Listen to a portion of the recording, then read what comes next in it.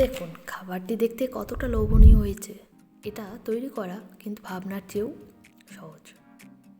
এই রান্নার মূল উপকরণ হলো ভেজানো চাল আর ডাল, থাকছে 2টি আলু। 1 কাপ চালের সাথে আধা কাপ ডাল ভিজিয়ে রাখতে হবে। তারপর সেটিকে ভালো করে ধুয়ে পরিষ্কার করে নিতে হবে।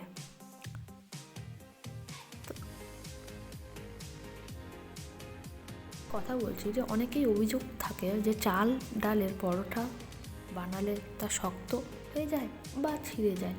আজ আমি আপনাদের সাথে এমন একটা সিক্রেট টিপস শেয়ার করব যা ফলো করলে আপনার পরোটাও হবে একদম তুলতুলে নরম আর পারফেক্ট।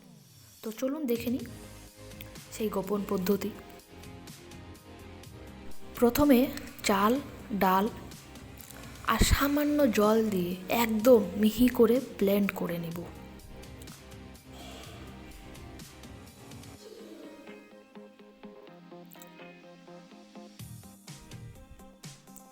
মনে রাখবেন যেন দানা দানা না থাকে, তাহলে কিন্তু ফেটে যাওয়ার সম্ভাবনা আছে।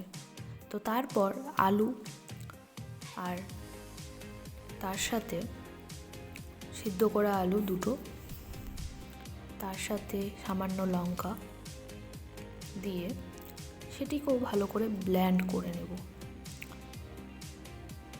ব্লেন্ড হয়ে যাওয়ায় মিক্স করব।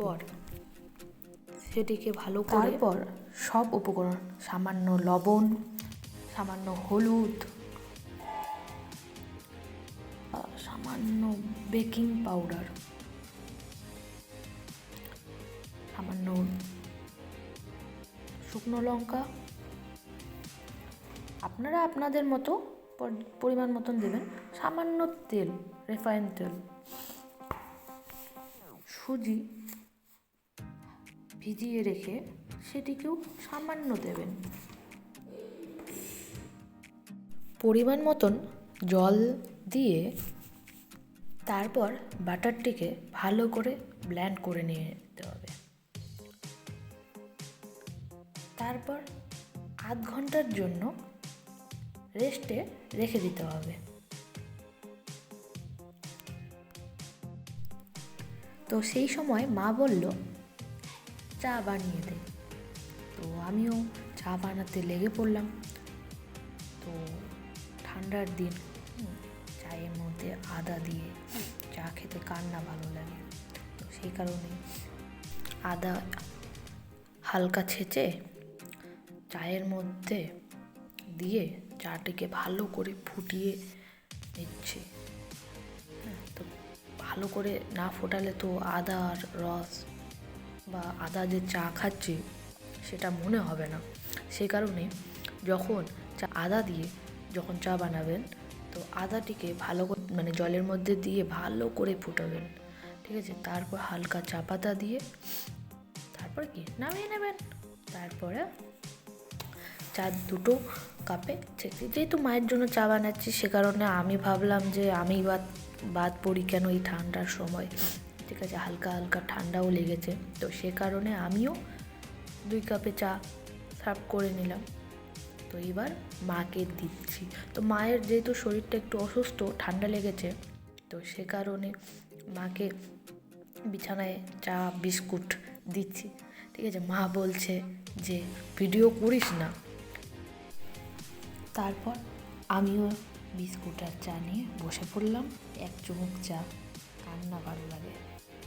তো এই ঠান্ডার সময় কারা কারা এই আদা দিয়ে চা খাও তো কমেন্ট করে জানাও। তারপর কি খাওয়া যখন কমপ্লিট হলো, বাসন তো আমাকেই মাজতে হবে, ঠিক আছে। প্রথমেই বললাম যে মায়ের একটু শরীর অসুস্থ, ঠিক আছে। তো ধোয়াও কমপ্লিট হয়ে গেল। আধ ঘন্টা পর বাটারটা রেস্ট হওয়ার পর ব্লেন্ড করছি। তো সামান্য জল দেবে, ঠিক আছে। বেশি জল দেওয়ার দরকার নেই, বেশি পাতলা করারও দরকার নেই।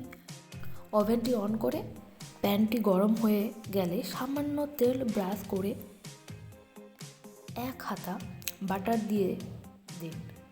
এখানেই হলো সেই সিক্রেট টিপস, পরোটা দেওয়ার সাথেই উল্টাবেন না।